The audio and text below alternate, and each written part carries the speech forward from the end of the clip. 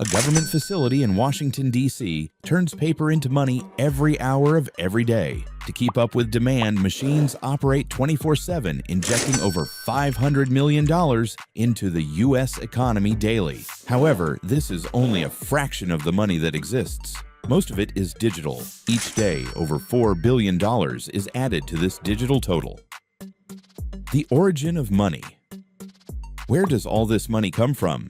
Before reaching your bank account, it circulates through people, governments, and businesses, often created with just a few keystrokes. To understand this system, we must look back to a time before money existed. Thousands of years ago, trade was based on barter. If a farmer needed a tool but had nothing to trade immediately, he could promise future payment in crops. Trust enabled these transactions. Over time, widely accepted goods such as cattle, grain, and salt became early forms of currency, streamlining exchanges. As trade expanded, bartering became impractical, leading to the use of metal coins made of gold and silver. These were durable, widely accepted, and easy to transport, enabling commerce across vast regions. However, carrying large amounts of metal was cumbersome and risky, leading to a significant shift in the concept of money.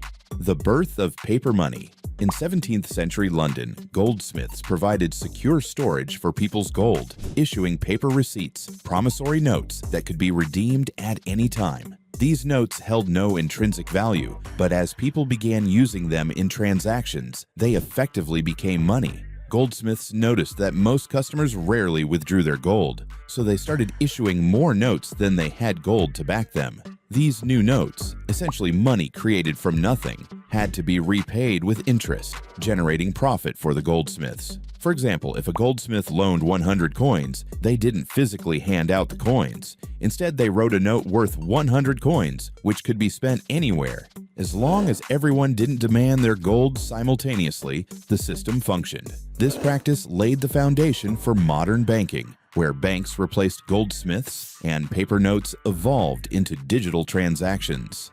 How banks create money today. Less money today exists digitally. However, banks don't merely store deposits. They create money through lending. When you deposit money, the bank owes you that amount. But when a bank issues a loan, it doesn't lend out existing funds. It creates brand new money by entering numbers into a borrower's account. This newly created money circulates through the economy, funding businesses, paying wages, and driving transactions. When the loan is repaid, the money disappears, but the bank keeps the interest as profit. Without continuous money creation, economic activity would slow significantly. The inflation challenge. The problem arises when new money doesn't correspond to increased productivity. If the economy produces fewer goods while the money supply grows, prices rise. This is inflation.